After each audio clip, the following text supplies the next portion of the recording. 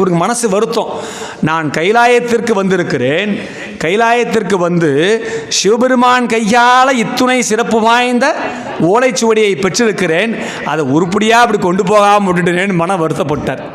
அப்போது அம்பிகை சும்மா விட்டுருவாள, உடனே பிரத்யட்சமாக அங்கே காட்சியளித்து, கவலைப்படாதீங்க, உங்களுக்கு என்ன பாட்டு தானே பாடணும், பாருங்க அடி எடுத்து கொடுக்குறா, இந்த 41 நீ அடியாக வச்சுக்கோ, மீதியை நீ பாடு. அது ஆனந்த லகரியாகவும், முதலாவதாக இருக்கக்கூடிய 41 பாடல்கள் ஆனந்த லகரியாகவும், அதுக்கு மீதி இருக்கக்கூடிய பாடல்கள்லாம் சௌந்தர்ய லகரி. சௌந்தர்யம் என்ன? அழகு, பியூட்டிஃபுல் அப்படின்னு அர்த்தம்.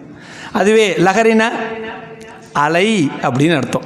அப்போது அலை போன்று எப்படி நாம் கடலுக்கு சென்றால் நாம் எந்த விதமான ஆற்றலையும் கொண்டு போய் போட வேண்டாம், அலை நம்ம மேலே வந்து மோதும் இல்லையா, அதுபோல சௌந்தர்ய லகரியை நாம் எல்லாம் அனுஷ்டிக்கும் பொழுது அம்பிகையின் அருளாகப்பட்டது அலை போன்று, சாதாரண அலை இல்லை, அழகிய அலை, அப்படி நம்ம மேலே வந்து மோதும் அப்படிங்கிறதுக்கான தாற்பயத்தை இந்த இடத்துல காண்பிக்கிறது.